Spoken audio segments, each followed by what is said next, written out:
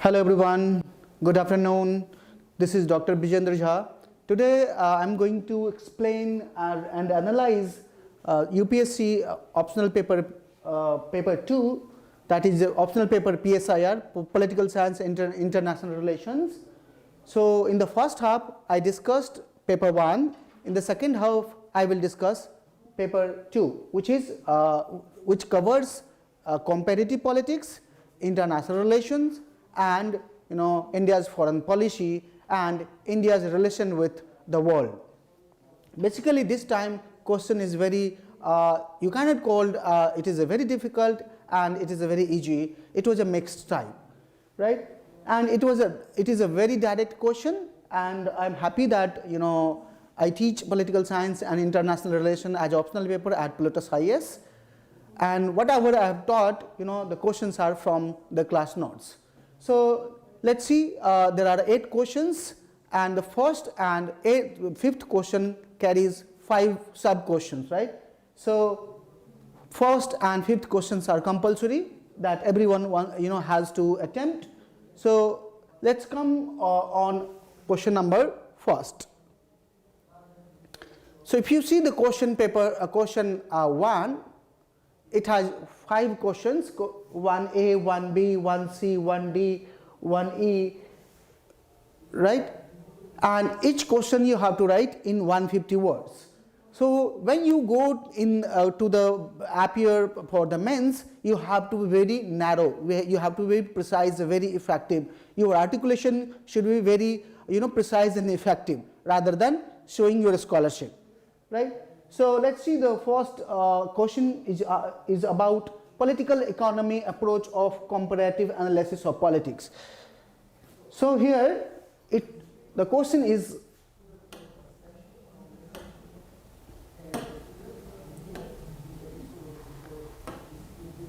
about political economy approach in politics. Now if you look at political economy approach, there are two separate school of political economy. One is liberal school, right? Liberal school of political economy, and second is Marxist school. Now you have to explain what liberal schools talks about, like John Locke, then Ricardo, then Adam Smith, then Bentham, then J.S. Mill. What they talk about political economy, and the Marxist approach, which is initiated by Karl Marx, but later on it was taken up by Lenin, then A.G. Frank, then Emmanuel Wallerstein. So liberal school thinks about things along the line of rights of the man, and it thinks about freedom. Freedom not in terms of politics but also in terms of economy, and it said individuals should be free in their political activity, in their economic activity. And Adam Smith says it is an individual hand which regulate the market, and the state should not intervene in the market, right? And new liberals like Milton Friedman, Hayek, Robert Nozick, they also talk about minimal intervention of the state. They talk about minimal state. A state must not intervene in the sphere of economy, right? But look at the Marxist, which talks about, especially Marx, who talks about the economy is totally explain the entire structure of the state, right? And in the prevailing system of economy, it is a capitalist state, and it is a bourgeoisie who holds economy and controls production process and exploit workers, right? And then Lenin said that it is imperialism is the highest stage of capitalism, right? And then A.G. Frank talks about A.G. Frank completely rejected the liberal idea of modernization, and he said that it is a development of the Western world that made the third world backwardness, because it was imperialism and it was a dependency between the imperial world and their colony, and that made one country more developed and other the colonial world, the third world, underdeveloped, and that is the relationship. Immanuel Wallerstein talks about three kind of a structure within the world system, that is core, periphery and semi-periphery. So that you have to discuss about the political economy approach, in which two major approach, liberal approach, as I said, by the classical liberals and the neoliberals, and then you have to explain the Marxist approach, and that will cover 150 words. That is sufficient. That is sufficient, right? And you have to stop, right? So then you have to move to the second question, right? Now see the second question, sub question of the first. Political parties and pressure group are sine qua non of democracy. It means the political parties and pressure group are very important for any kind of democracy. See, the political party, it is an organization. Even the pressure groups are organization, right? Political parties contest election, but pressure groups does not, right? And political parties, not only contest election, it play a very vital role. For example, it recruits leadership, right? It defines ideology. It make a bridge between state and society, and it form the government. It contest election. That is very important. It contest election and form the government. And it decide foreign policy, right? And if you look at the pressure group, pressure group does not contest election, but it influences the government and the decision of the government, and it also contribute in the making any public policy or also foreign policy, right? So, and that is very important in any democracy. Without pressure group and political party, no democracy can be imagined as a democracy, because for democracy you need political party, a different competitive political party to come and contest election and to form government, right? So political party are the sine qua non of democracy, and that is the simple, straightforward question, why political party and pressure group are very important for democracy. So this is the second question. Now third question come to here to talk about the Marxist approach to the study of international relations has lost its relevance in post-Cold War era. Comment. Now, who were the Marxists who talks about international relations? The Marxists, especially it was Lenin who started talking about. Marx did not talk about international relations. It was Lenin who talks about imperialism, right? The colonial power and their colony, and he said the imperialism is the highest stage of capitalism, because the imperialism in the capitalism, imperial state, sending the financial, it is sending technology, and that will bring lots of revolution within the colony. Now, but major Marxist approach was forwarded by A.G. Frank. A.G. Frank and Immanuel Wallerstein, right? So what A.G. Frank talks about? A.G. Frank talks about, in the due course of time, the imperial world and their colony has developed a relationship, and that relationship is a relationship of dependency, right?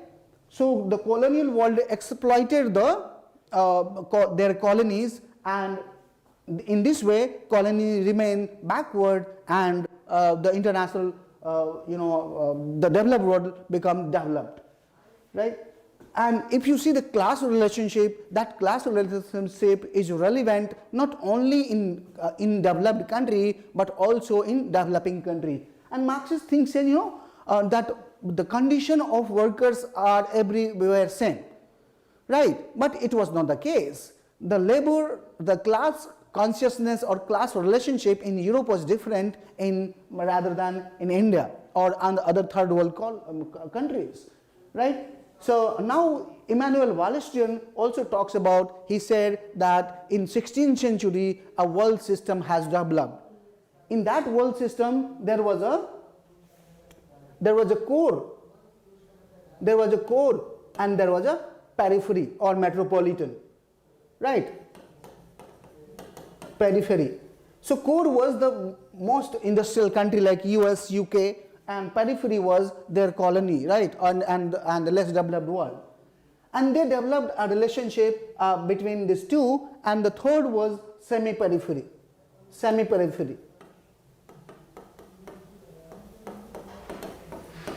Now if you see what is the characteristics of the core, the core is consisting of modern industry, modern technology, and modern political institutions. But if you look at the periphery, the core, for example, you can give example of US, example of UK, but periphery is consisting of traditional political institutions and also, you know, agrarian or Asiatic mode of production. That means subsistence agriculture. Now the core had exploited the periphery, right? And Immanuel Wallerstein talks about there was another structure, and that is semi-periphery. What is semi-periphery? Semi-periphery is between the core and periphery. So core characteristic is it is a, you know, agricultural society, traditional mode of authority, whereas core has modern authority, modern modern industries, modern technology. But semi-periphery was a country where, you know, which exhibits both the characteristics, where you can find modern technology also, but traditional technology also, that jugaad system. And then there were a modern political institution along with the classical or traditional political institution. So here periphery exploit, semi-periphery exploit periphery, and core exploit semi-periphery and periphery both. So this system, you know, continued at international relations. But if you look at the law, you know, post-Cold War, where, you know, globalization become prevalent, right? The unrestricted free flow of capital, free flow of information, free flow of you know, labor, free flow of product, goods and services remain, you know, became very important, and it throughout the world, and that resulted in a global village. Now if you talk about global village, where Marxist approach has, you know, has not so relevant in such context. So after the post-Cold War, the Marxist approach has lost the relevance. However, if you look at the Peru, where the modern, you know, Marxist political party emerged, if you look at the France yesterday, where there's a huge protest against ending of the pension system, right? So of course we will have to also argue that yes, it has lost relevance, but it has not eroded at all, right? That we have to comment. Now come to the question number 4. D. What measures have been undertaken by the United Nations for its reforms? Now it is a direct question asking about UN reform. It is asking about UN reform. Now what UN reform should be? If you talk about UN reform, you know that the Security Council is consisting by 5 members, which is permanent member of the Security Council, and there are more 10 members which is non-permanent. Now permanent member has more power, the veto power, right? US, UK, France, China and Russia has veto power. Now there are nations like India, Brazil, Germany, Japan, they all are talking about, you know, to make the, you know, UN Security Council more democratic, and they include more members, right? Secondly, there should be a democratic functioning of United Nations General Assembly, right? And thirdly, UN should get more legitimate institution to function, right? And every important institution should be, every important decisions at international politics should be, should go through the UN General Assembly and discussion, right? And many countries are making a claim for the members in UN Security Council. So these are the basic major UN reform that is being undertaken, right? It is under process. It has not been, but there are certain opposition. Like China always oppose India's claim to the UN Security Council, and Japan is also claiming a permanent member in the UN Security Council as India is demanding. So there are challenges. India is also focusing on multilateralism, right? So every negotiation should go through multilateralism rather than bilateral or unilateral way. So that is the measures that UN reform should take place. Now, if you look at the last question, discuss the 5 proposals made by India in recent COP26 conference held in Glasgow. The last year COP26 was held in Glasgow, England, and it was held to discuss the environment situation at international level. And Prime Minister Narendra Modi proposed 5 points about India's position at COP26. What was that? It was that India will achieve net zero emission by 2070, right? And India will bring the non-fossil energy capacity to 500 gigawatt by 2030, and India will bring its economy carbon intensity down to 45% by 2030, and India will fulfill 50% of energy requirements through renewable energy by 2050. So these were the 5 proposals made by India in order to mitigate the environment issue at COP26 Glasgow. That is simple. Now the next question we will see. Question number 2, and the question is, the post-colonial state was thought of an entity that stood outside and above society as an autonomous agency. Now if you see the idea of post-colonial state, it was interpreted by Hamza Alvi, right? And Hamza Alvi interpreted a post-colonial state in a Marxist perspective, and he said the post-colonial state like India and Pakistan status is not similar, right, as Britain and France or Germany or US. If you look at the Marxist perspective of the state, and Marxists argue that state and society developed together. For example, when capitalism came, the nation state emerged as a new entity, right? So the economy changed the superstructure, right? And in this way, nation state came in the West. Now if you look at the post-colonial society, right, where the state is not an emergence of, not emerged as a result of industrial revolution, right? It is an entity that was imposed from the outside, like if you talk about military, right, or the judicial system, or if you talk about prison, or if you talk about police, if you talk about the modern bureaucracy, these all are the institution which was imposed from the outside. It was not a requirement of the society as it was in the West, right? And it was imperial state who imposed the state institution, and in this way, if you see the difference between society and the state becomes very huge, and a state looked like overdeveloped state. So if you see that state which is an entity stood outside and above the society, it's not within, it's not coming from within the society, it is imposed on the society, and that state is called overdeveloped by the Hamza Alvi.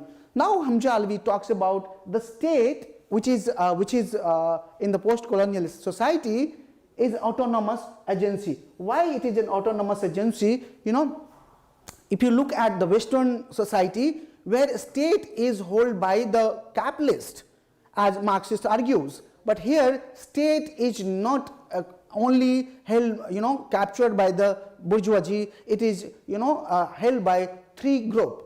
One is landed class, second is professional class, and third is bureaucratic elite, right? Or indigenous bourgeoisie. Indigenous bourgeoisie, bureaucratic elite, and the landed class. These all three classes are, competing each other, and the state is mediating in between these three classes, and it is enjoying relative autonomy. So that's why state is able to formulate lots of welfare policy, and people realize that state is working for them, but state basically it is working for the bourgeois class or the ruling class. Now if you talk about the post-colonial society, it was also explained by F.W. Riggs. What Riggs talks about, Riggs started study the post-colonial society, and he wanted to know that how modern democracy, or modern state like India in the third world, mediating or managing the modern state structure. And then he found there are three kinds of structure. One is he called industria, right? So he divided entire world into three parts. One is industria. Like, what is industria? Industria refers to a country which has modern industrial economy, which has modern political institutions, which has a technology, right? But there are industria, industria where there are very much traditional authority, and it is totally dependent on subsistence agriculture. Now third, he divided, in between industria and agraria, and that he called prismatic society. In the prismatic society, he called that in prismatic society there are some characteristics of the industria and some characteristics of the agraria. Both characteristics involves in the prismatic society, and in prismatic society there are Sala model of administration. What is Sala model of administration? It means in this colony, in this post-colonial state, there are traditional institutions like caste and modern institutions like bureaucracy that works together, right? And in the prismatic society there are no uniformity in bazaar, right? So you can have a difference in price and demand and supply in market, right? So if you look at the political post-colonial state, it was an entity that was imposed from the top. That imperial state, basically British imperial government imposed the modern state institution, which is, it looks like an entity which is from outside, imposed from the above, and enjoying the autonomous agency. So that you have to explain in this question. Right? Now come to the question number 2B. Now discuss the emergence of new realism and its basic tenets. Now if you see, the new realism was a response to the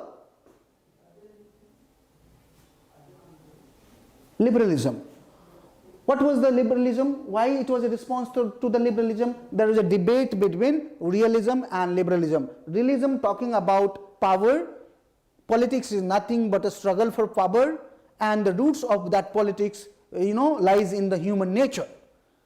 But the real liberals talked about, no, it's not that, it's a human nature and power. It is about also cooperation and coordination among not only among the human people, but also nation state cooperate each other. Now new realist and its a spokesperson Kenneth Walsh talks about that it's not cooperation and coordination which work operates at international relation, and it is not also only the only human nature. What realist talks about that that is roots of the international relation. The structure of international order is such that determine the international relation. What is the international structure? And that's why neorealism is called also a structural realism. A structural realism, right? So, and new realist, agree with the realist that politics is nothing but a struggle for power, right? In international relation, each state wants to maximize power, it wants to preserve power, it wants to survive in international relation, and every nation states behave similarly. Why they behave similarly? Because nation state is a primary actor in international relation, and at international level there is anarchy. But if you look at the domestic politics of each country, there are hierarchy. There are hierarchical authority, but at international level there is no such authority. Each country, whether small or big, all are equal and all have claim, right? Equal claim. And there is anarchy. There is no world government, and there is anarchy, and this structure determines the international relation. And new realist like Kenneth Walsh, yes, thought that international relation is a struggle for power, right? And every country wants to survive, right? Now, new realist Kenneth Walsh talks about ordering principle. What is ordering principle? Kenneth Walsh talks about there are ordering principle. It means within a country there are hierarchy, but outside of the country, that means at international level there is anarchy. There is a complete anarchy, and there is no world government.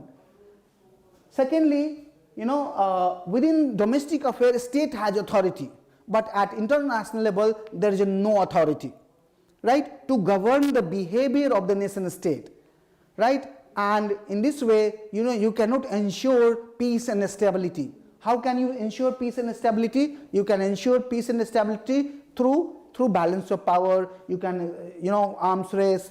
Now if you look at the particular period, it was a Cold War period where world was bipolar, right? US was at one hand and USSR was on another.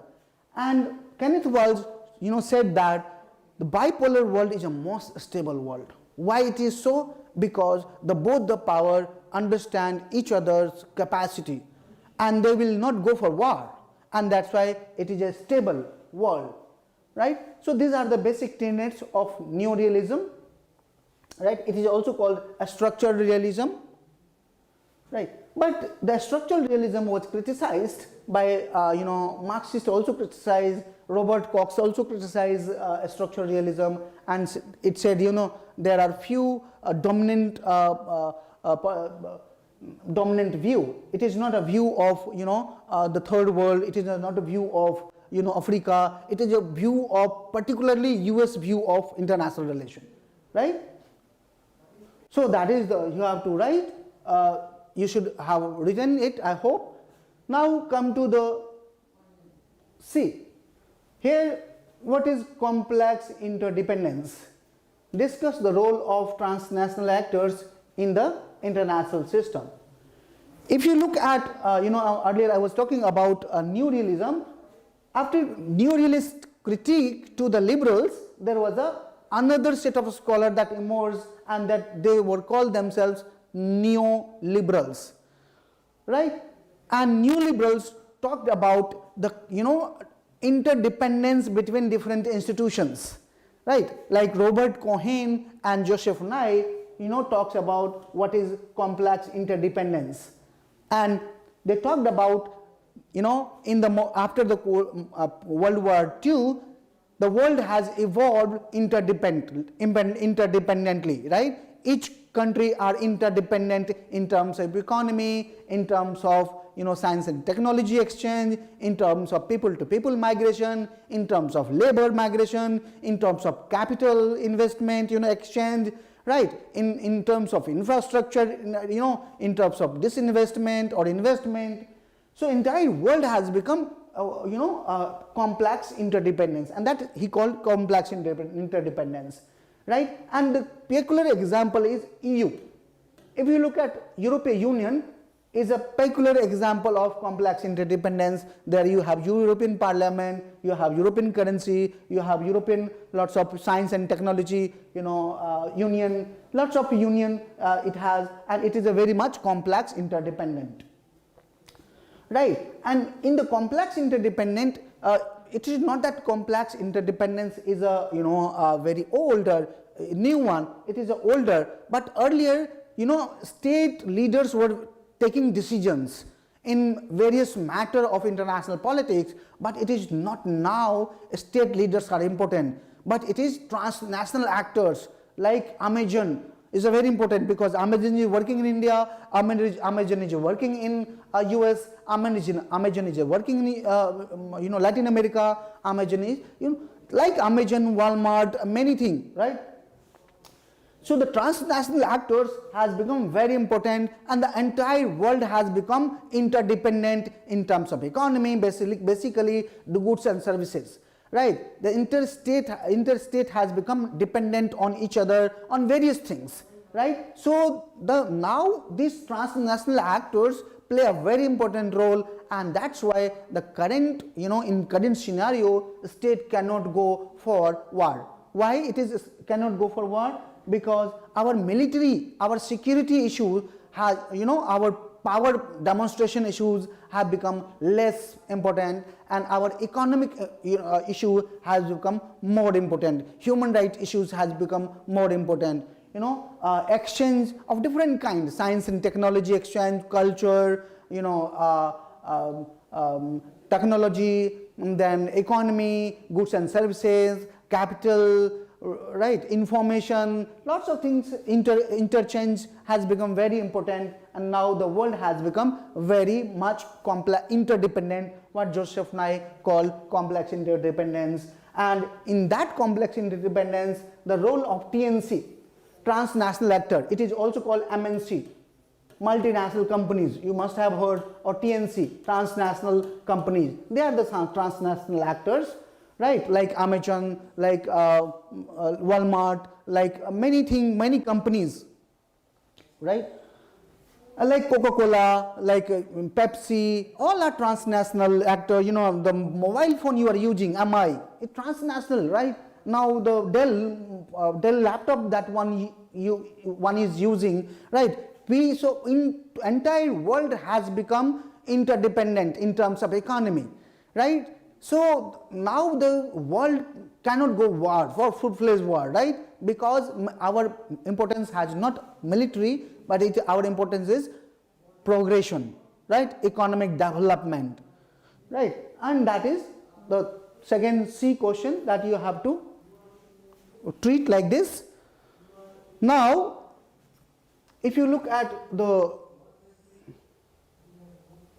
third question, now come to the third question. Here the question is, explain the impact of electoral systems and cleavages.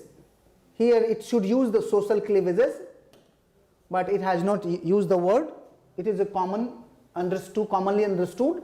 Explain the impact of electoral system and cleavages in shaping party system with reference to developing country. With reference to developing country. So there are electoral system. Electoral system is a electoral law through which any election is conducted and vote is transferred into seat, right? And it is a rules and regulation under which election is conducted in any country. And if you see the electoral law, there are different kind of electoral law. Like we have single member plurality system, right? Plurality SMDP, single member plurality district, or it is also called first past post the system, FPTP, first past post system. If you look at the electoral system, FPTP, in that electoral system, a candidate which secures more seat, more votes, largest vote is the winner, right? And if you see this electoral system, it is it is US also using it, UK also using it. But if you talk about developing country, then India, Bangladesh, Papua Guiana, many African countries are using, right? India using, Pakistan using, Bangladesh is using, all are using it.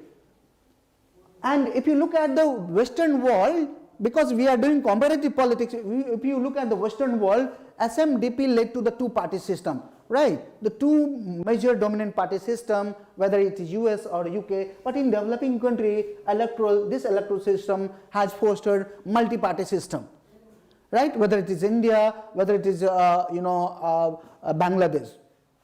Why it is so? Because there are social cleavages. What are the social cleavages? There are cleavages in the society. And society is based on caste, like, so for example, we have caste system, right? And there are religion, right? Then there are regional group, then there are language. These are all the social cleavages, and on the basis of social cleavages, there are different party. If you talk about India, which is one of the most important country in developing society, there are lots of party caste, based on the caste, like Samajwadi Party, SP, like BSP, like RJD. You have Azad Samaj Party. Then you have many party based on the caste. Now, if you look at the religion, then if you go to the Akali Dal, it is based on religion, right? If you talk about region, then you can talk about national conference, right? PDP. If you talk about language, then you can talk about Tamil, DMK. DMK came into existence as a opposition to the Hindi imperialism, right? So it was based on Tamil language. So social cleavages has shaped the party system in developing country like India. And it's not only India, there is also Bangladesh, where Awami League is there. There are other political party, right? So these two, electoral system and social cleavage, has shaped the party system in the developing countries like India and Bangladesh, right? So that is the third question. Now,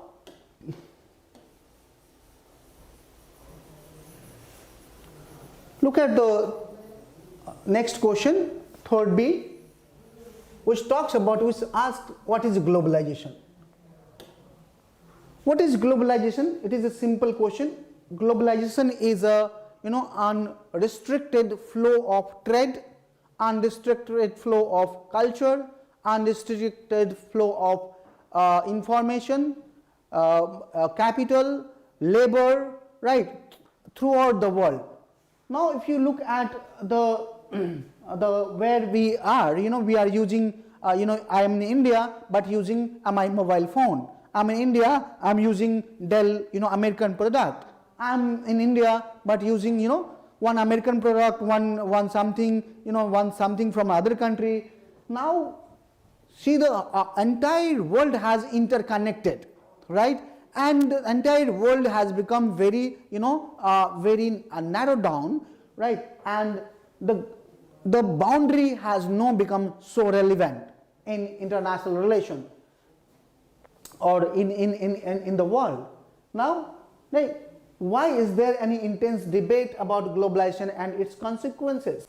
So before discussing the second part, globalization has three components: economic globalization, right? So how economy is interconnected throughout the world, right? We have so many MNCs, TNCs, right? Transnational actor, multinational companies, which which exist in multinational state, right? Then there are cultural aspects, right? I'm using Coca-Cola instead of Sarbat and coconut water, right? So it has also culture. You can see you are watching BBC, you are watching Al Jazeera news, right, rather than the Indian news. So the world has become interconnected in culture also, right? In terms of technology, yes, in terms of technology, the world has also interconnected. Now come to the second why there is an intense debate about globalization and its consequences. See, there is a debate on globalization that whether it is fruitful or not, right? There are many perspective. One perspective is called globalist, and the globalists argue that within the globalists there are two variant: positive globalists and negative globalists.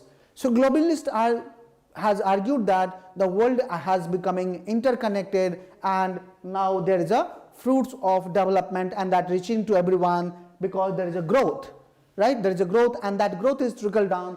Now the passive globalist talking about, no, if you see there are inequalities increasing, right? Inequality is increasing. There are internal colonialism and there are cultural imperialism, right?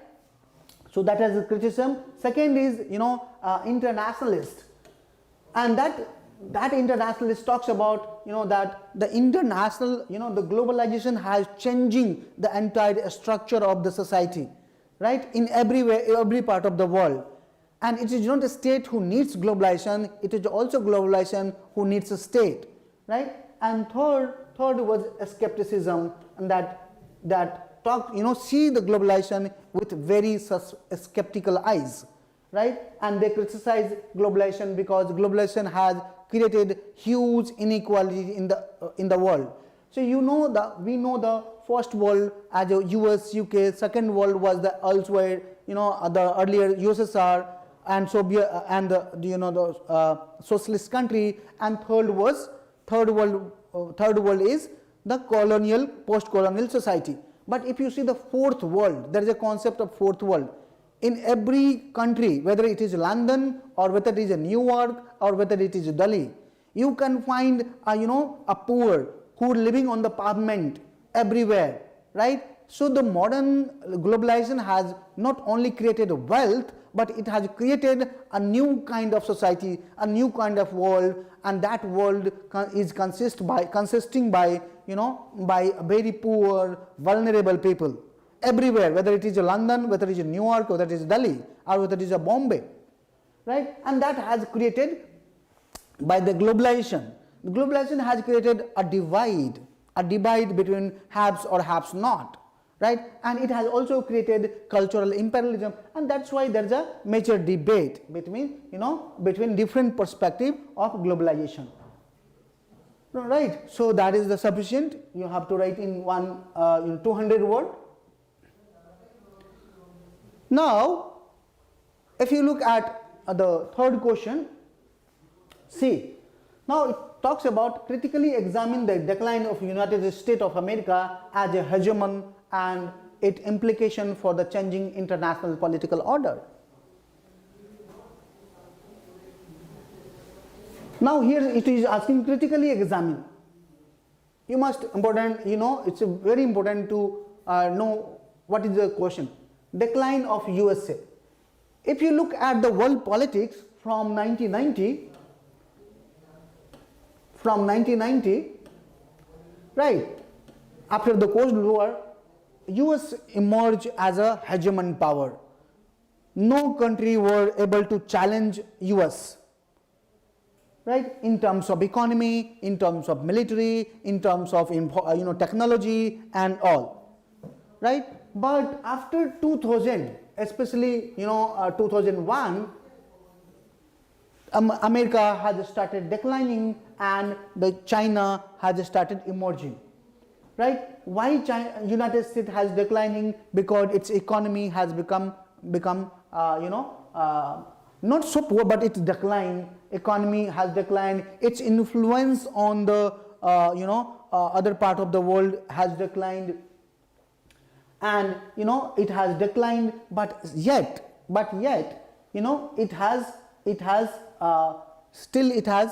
it is a major power of the world, right? And it's not hegemon. Its hegemony is being challenged by the China, but still it is very dominant country in the international relations.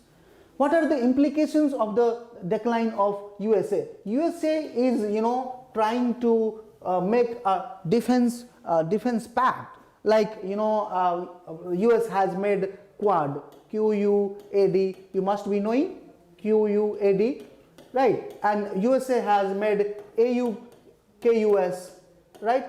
And trying to stop China's emergence in international relations. And that is the implication. It is trying to protect its interest in Indo-Pacific regions, and is trying to protect its economic interest in everywhere of the world, right? And that is why China is more interested in India also, right? And because there is a lots of growing relationship between India and US, and US is also making agreement with the defense pact with the other country, and it has also withdrawn from the Afghanistan. So that are the all major implication of the decline of United States, because it wants to protect its own power, right? So that is the issue. Now come to the next question. Question number 4.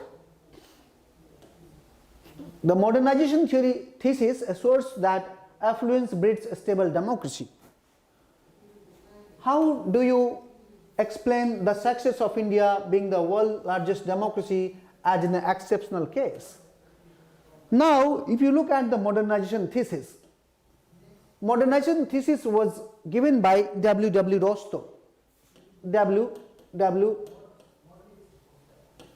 Rostow, right?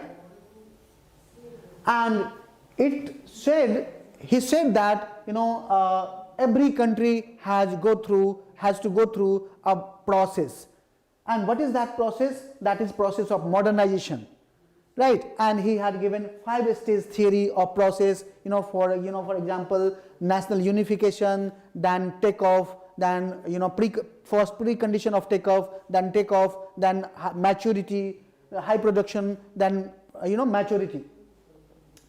So 6 stages of and then it talks about that for any democratic country, you need modernization. You need a stable economy for a stable democracy. But if you look at the success of India was not a very strong country in terms of economy. But although India's democracy survived, right? But if you look at the other part of the world, democracy did not survive. Why? Because the economy was very poor, right? And there was a decline of democracy. Democracy declined. If you look at India emerged as a world largest democracy, not in terms of economy, but in terms of political institution, which was established by the British colonial state, but it also was preserved by the new educated elite of India, like Nehru, right? If you look at the Indian Constitution, which is still there, right?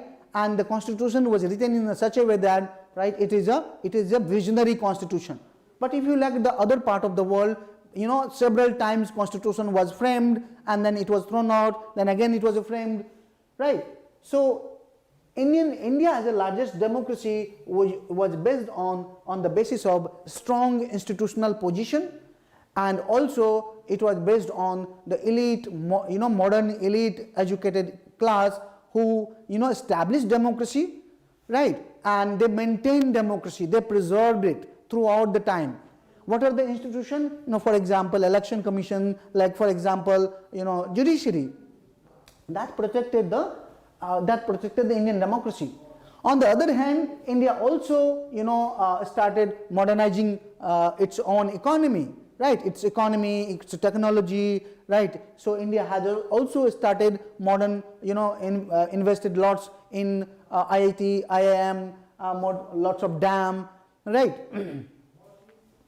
Modern institutions, right? And this way, India emerged as a largest democracy in the world, right? So that is you have to explain in this question. Now come to the next question. Explain the success of ASEAN as a regional organization. This is a very simple and straightforward question. This is asking, success of ASEAN. If you talk about ASEAN, it is a Association of Southeast Asia, Association of Southeast Asia, Asian nation, right? And it was established in 1967, right? And there are 10 countries who are the member of the ASEAN. Now, if you talk about the ASEAN, it was the most successful organization. It was the most successful organization in terms of economic integration within the region, right? Cultural integration, right? Scientific exchange, people to people exchange. South Asia is a region where you can find multi-religious, multi-ethnic group living together, right? It is an institutions which aims at to protect security of the Southeast Asian nation, and it has been successful in protecting security regime in ASEAN region, right? And it has also economic integration, it has also protected exchange its cultural thing, and it has also aimed at not allow the other power to dominate in such a region, right? And they they have developed a major economic organization, and that is why the major country like India also gave slogan to Lookist policy in 1990 and Look Act policy in 2014, right? And the hegemon power like US is also attracted towards the ASEAN, right? Recently the RCEP program of ASEAN is very much successful. It is trying to integrate the Southeast Asia region and other region, and including Australia, Japan in one economy, and it is emerging as a very strong economy, right? Economic organization, right? So that are the success of ASEAN. Now, if you look at the fourth C question, explain India's relation with European Union in the context of Brexit. Now, if you look at the Brexit, it was basically Britain which has exit from the European Union in 2016, right? And India had relationship. India had political relationship with EU. India had economic relationship. India had technological relationship for the technology exchange, for science and technology exchange, for people to people contact, and many more, right? But after the Brexit, its relation remain continued from the European Union. If you talk about the entire European Union, India's relation with the Germany is highest. India's economic relation, trade with Germany is highest. If you talk about Belgium, where India's economic relationship is also highest, but not all the country. EU, there are 26 countries after exit of the Britain. And if you look at the UK, it is, and India's relation that increased after the Brexit. After the Brexit, UK is looking for India because India is the highest, it is a society which is the highest consumer. India's population is looked at like as a consumer. So UK and India's relationship has also increased, and European Union and India relationship has also become very strong in terms of economy and other things, right? And including Germany and Belgium and other country, France, we have very strong relationship. So that is the thing you need to write. Now to come to the next section, section B. Here you have 5 questions, right? 5th question, which consists 5 sub questions: 5A, 5B, 5C, 5D, and 5E. Now the 5A, it talks about discuss the strategic implication of India's Look East policy transforming into Look East policy. So I was talking about the ASEAN, right, and success of the ASEAN, right. From 1990, it was P.V. Narasimha Rao who advocated for the Look East, Look East policy. It means there were the emerging tigers. The East Asian countries are called economically emerging tigers. They were already opened the economy before India, and they were emerging.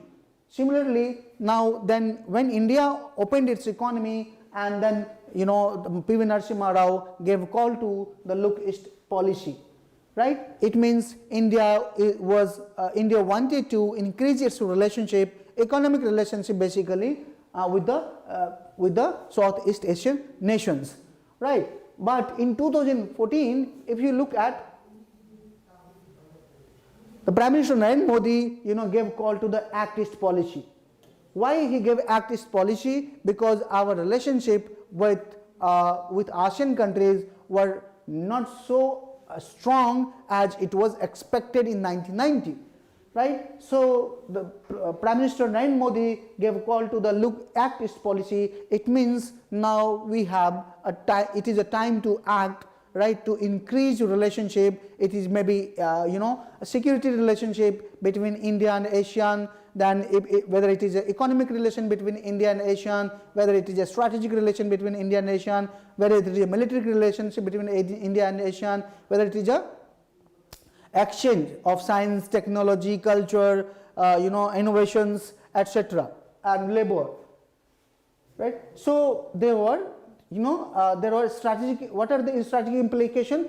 Our interconnection between India and East Asia has grown. So you have India ASEAN Forum, right? And a special forum for more integration between India and ASEAN. Okay, now come to the question number B. It asks, explain the philosophical foundation of India's foreign policy. So what are the philosophical foundation of India's foreign policy? If you talk about the philosophical foundation of India's foreign policy is Gautam Buddha's non-violence or Gandhi's non-violence, or the Jain philosophy of non-violence, right? So non-violence is a philosophical foundation. So non-violence in international relations. We don't support violence, we don't support war, we support peace, international peace, right? So, and the second is, Satyagraha. Again, it was a Gandhian principle. If you talk about, this is also, philosophical foundation of India's foreign policy. Gandhi had influenced India's foreign policy a lot. If you look at the Jawaharlal Nehru, he opted NAM, and NAM was based on policy of Panchshila, and it has lots of to do with the non-violence and Satyagraha, right? And if you look at the India's freedom struggle, Indian freedom struggle, that was also influenced the the philosophical foundation of India's foreign policy. Like India is always stood for freedom. India always stood for against imperialism, racism, apartheid, right? And India supported freedom for the colonies, colonies of Africa, right? So these are the, and it also supports democracy. Mind it, India supports democracy, India supports equality, liberty and fraternity, India supports republicanism, right? These are the foundation of India's philosophical foundation of India's foreign policy, which comes from our traditional religion like Buddhism and Jainism, right? And we also think we call for Vasudhaiva Kutumbakam, right? The entire world is one. So Vasudhaiva Kutumbakam is also a political foundation of the foreign policy, and the non-violence as proposed by Jain and Buddha's philosophy, then Satyagraha as by Gandhi, and then Indian national movement also proposed some philosophical ground on which India's foreign policy is based, right? So that is the thing. Now come to the next question. Explain India's position on the waiver of intellectual property rights on COVID-19 vaccines in WTO. Now if you see the WTO works on TRIPS, TRIPS, that is a rule, trade related intellectual property rights, and every country has to follow and respect the intellectual property rights. Now, but in terms of COVID-19, it was an international disaster, it was an international problem. And if you look at the problem, that affected the developing country more than the developed country, right? And India, talked about waiver in intellectual property right, section 1, section 5, section 6 and section 9, right? And they talked about there is a flexibility. India talked about flexibility in transferring the technology of the vaccines from in WTO. So these were the basic idea. So that was the India's position in the waiver of TRIPS, intellectual property rights regarding COVID vaccine, right? And India supports the equitable access to the vaccine to the entire world, right? No country should left behind from the vaccination, as India has also helped 42 countries in the Africa, right, through the vaccine matrix, right? Now the fifth question.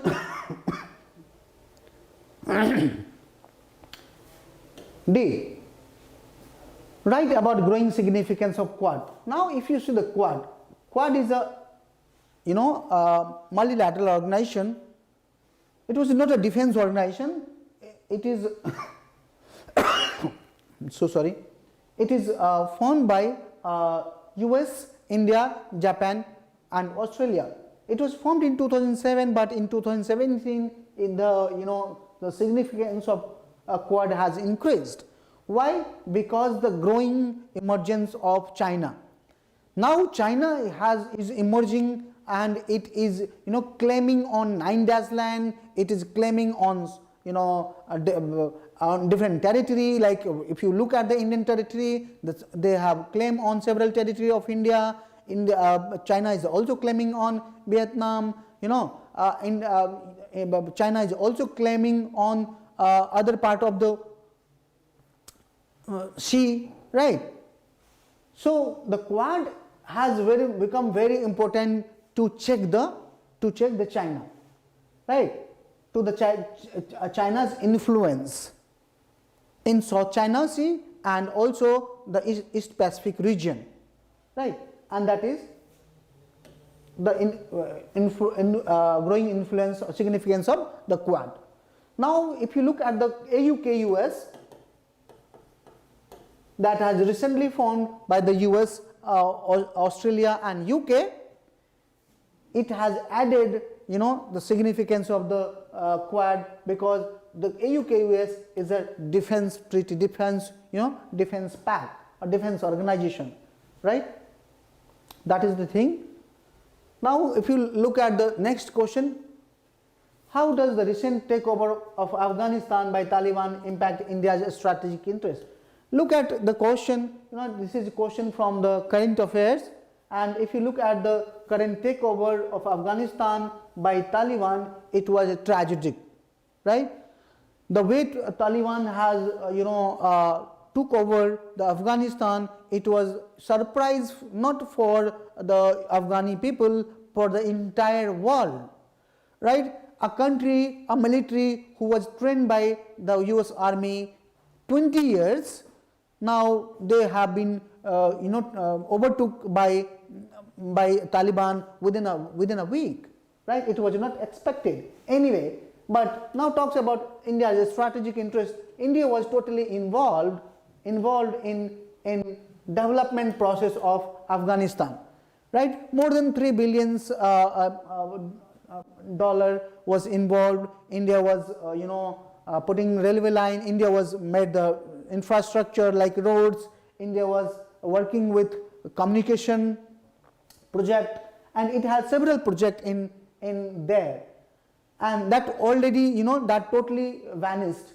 And if you look at the strategic interest, now if you see the Afghanistan, the Taliban rise of Taliban in Afghanistan, there is a probability of exporting terrorism to Kashmir, and that is a problem, right? Because Taliban government in Afghanistan is totally monitored and monitored and regulated by the Pakistan, and Pakistan, the India's enemy, right? Strategically, and that is a very much recent problem that India may face. Cross-border terrorism, right?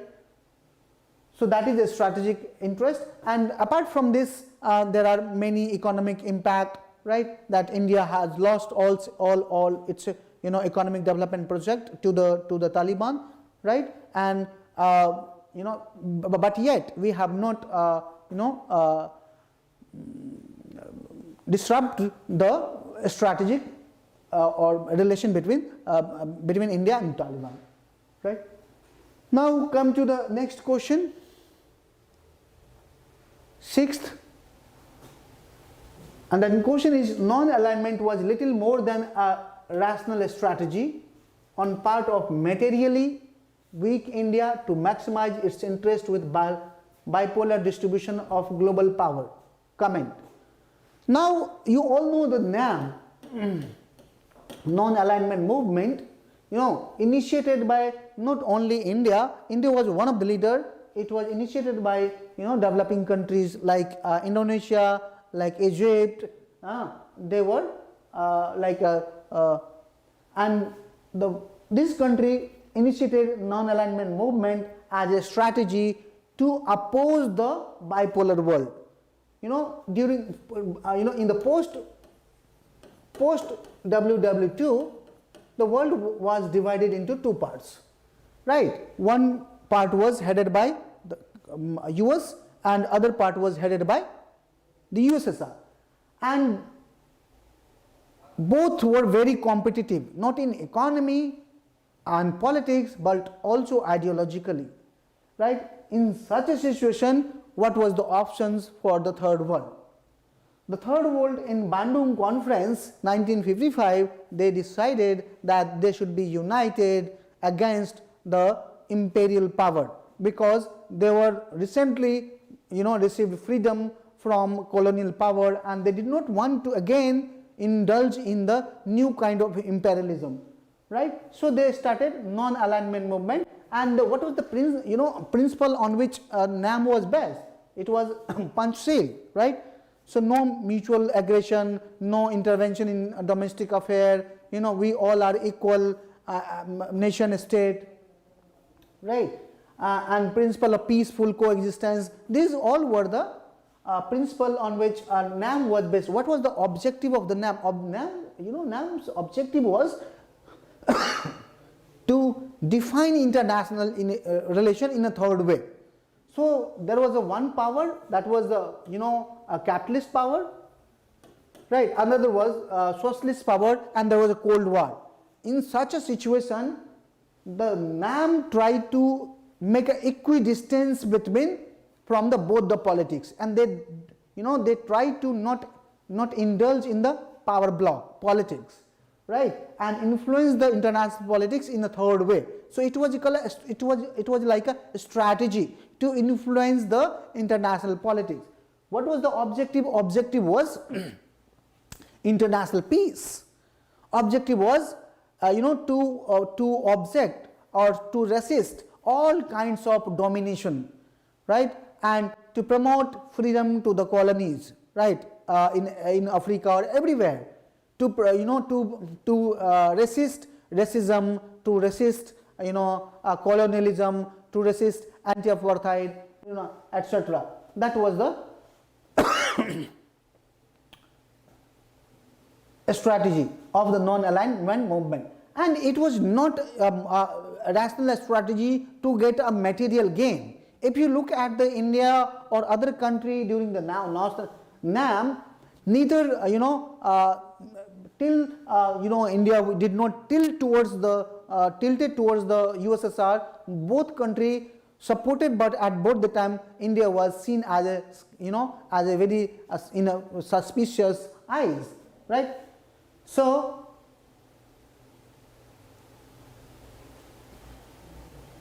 NAM was a very much a rational strategy, right?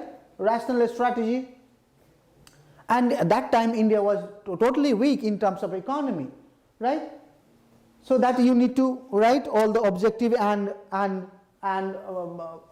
principles and its phases. If you look at 1950 to 1947, right? Sorry, 1940 to 1990. There are different phases of NAM. Different phases of NAM, right? So till 1950 to 1970 or 1960, it was a true non-alignment movement. Because if you look at the country who were involved in the NAM, they were neither aligned with the other country. But after 1960, world started aligning, right? So if you look at even India, in 1971, India aligned with USSR, right? It made a peace treaty, right? But in 1990, if you see 1990, there is a end of the Cold War. But what about the NAM? What was about the NAM, right?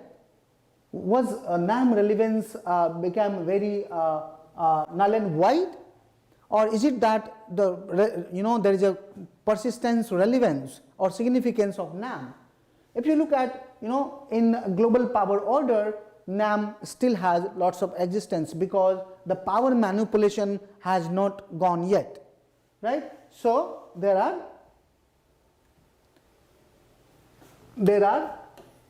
relevance of NAM. So it was a very traditional question, and it was a good question.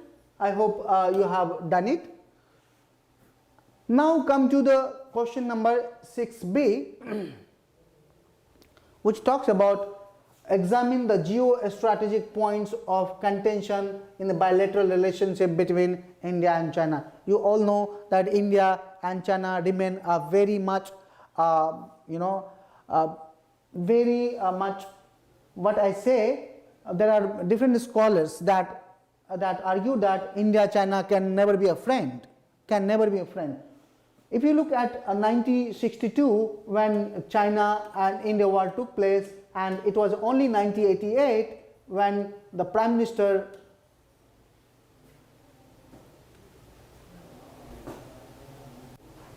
Rahul Gandhi's father, Rajiv Gandhi, visited China, right? And if you look at the China and India problem, China is claiming several part of India, territorial boundary. So like for northeastern India, China is claiming that is my part, Ladakh, that claiming that is my part. And if you look at India-China relationship in the recent year, especially in the last 5 years, India and China military has confronted each other, and there is a lots of loss, right? And that has had impact on bilateral relationship. There was a Indian government has banned lots of app and economic sanction to the China, right? And China, but still China is very much assertive regarding its claim on different territory. If you consider, in the last few months, China has made few villages in northeastern part, right? Because China consider Taiwan, Bhutan, and other part, northeastern part like Sikkim, are the part of the Greater China. So that is a geostrategic points of contention in the bilateral relation between China and India. Now come to the sixth question. Write a brief analysis of ethnic conflict and cross-border migration along India-Myanmar and India-Bangladesh border. It is directly asking about the Rohingya problem and also other ethnic problem that exist in India, Myanmar and Bangladesh. If you look at the data from 1980 to 2000, 6,000 refugees had crossed from Myanmar to India, and there are again, if you look at the Tripura, which is a Indian state, from where the one community migrated to Bangladesh, and there are lots of migration from Rohingya migration from Myanmar to Bangladesh. And this, why it is so? Because there are ethnic conflict. The Rohingya is an ethnic group in Rohingya state, which but there are other ethnic group, and that was supported by the Myanmar state, which doing atrocities on Rohingya, and that they are migrating towards the India and also Bangladesh, right? There are other community also. If you look at the modern military corps detached in Myanmar, that also resulted in ethnic migration in the border state of India and Myanmar, like Manipur, like Arunachal Pradesh and other state. So that is the problem of cross-border migration due to the ethnic conflict along the line of India-Myanmar and India-Bangladesh border. Now the next question, seventh question, why South Asia is considered as the world politically and economically least integrated region? Now if you look at the South Asia region, right, we have one organization in South Asia region, and that is SAARC. Why it is politically and economically least integrated? But the most problematic is India and Pakistan. India-Pakistan relationship. Secondly, India-Bangladesh relationship. Third, Bangladesh-India relationship, or say Bangladesh and Pakistan relationship, right? All three relationships are very contentious. India has fought, 3 wars, 3 and 4, one more war, 4 wars with Pakistan, and our relationship is very problematic. Pakistan, sponsored cross-border terrorism to India, right? And India's claim is that we first solved the broader problem, cross-border terrorism problem. So for India, terrorism is a major issue. If you look at the relationship between India and Pakistan, right, the Manmohan Singh government has secured the most favored nation from the Pakistan, but even then that that has been withdrawn. So through the SAARC, which has been formed in 1885, that tried to establish a very closer relationship among the South Asian nation regarding economy, regarding politics, regarding exchange of technology, regarding people-to-people contact. Although the South Asian region is very much connected linguistically, culturally, but in terms of political and in terms of economy, their integration is less. Why it is less? As per the scholar, it is a persistent or perennial problem between India and Pakistan, and that is the issue. And India and Bangladesh problem between Bangladesh and Pakistan, right? So that is the issue. Now come to the next question. How do the constituent state influence the foreign policy making process in India? So if you look at the constituent state like Tamil Nadu, right? So when we have a relationship with Sri Lanka, we consider Tamil problem, right? Tamil problem as a Indian problem, and that influence India's relationship with Sri Lanka. Now if you talk about the East Bengal, right, or West Bengal, so when we have when we go to our foreign policy towards the Bangladesh, we consider West Bengal as a major state partner in making India's foreign policy, because there are lots of border issues, lots of other issues that is related to. So even if you talk about the Myanmar, when we have relationship with Myanmar, the northeastern state also influence the foreign policy, Indian foreign policy. So in this way, this constituent state influence India's foreign policy or India's foreign policy making process in India, right? Now the next question, examining the evolution of India's role in global nuclear order. Now if you think that India's role in global nuclear order, now since independence, India had India has brought many changes in nuclear policy. Earlier India had not pursued with nuclear bomb, right? Because Nehru was a very idealist leader and he did not move with the, but after India-China war, India moved with the nuclear problem, and then there was a one that is called Nuclear Proliferation Treaty, NPT, came in 1968, and that tried to force India to sign on it. But mind it, India and Pakistan and Israel, many countries and these three countries has not signed on it, and many countries had signed on it. India did its first nuclear in 1974, and then later on in 1998 India did a second nuclear explosion, and then India had its own very much clear-cut nuclear policy, right? And it is saying that the India is not going to attack on the non-nuclear country. India will adhere no first use. So India is not going to attack with nuclear weapon until it is not and thirdly, India will attack only in the case if other the nuclear weapon state attack India, then India can retaliate in unprecedented manner, right? And that attack will come from the civil authority, right? Civil and political authority, that that command will come from civil and political authority, right?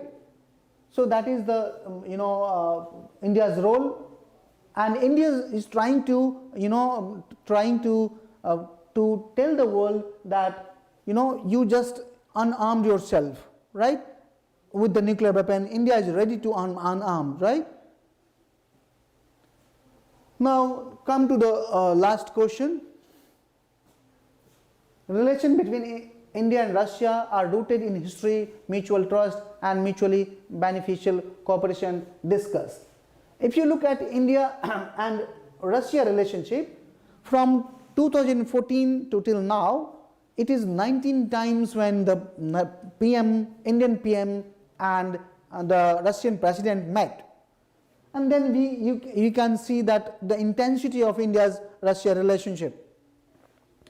The Prime Minister Modi said, every Indians know what Russia has relevance, or what Russia as a partnership has value, right? So every Indian knows the value of the Russia, right? And if you look at the India-Russia relationship that emerged in the post-Cold War, and especially it became very closer in 1971,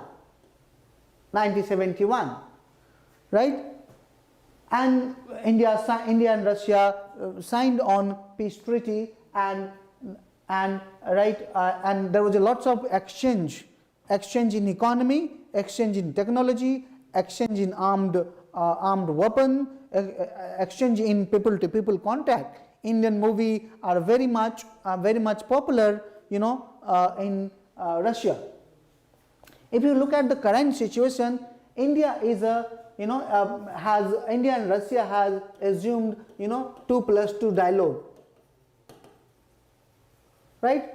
2+2 dialogue, right? And then India and Russia has also declared as a strategic partnership. It means India and Russia is very much important partner in terms of security. Then in 2010,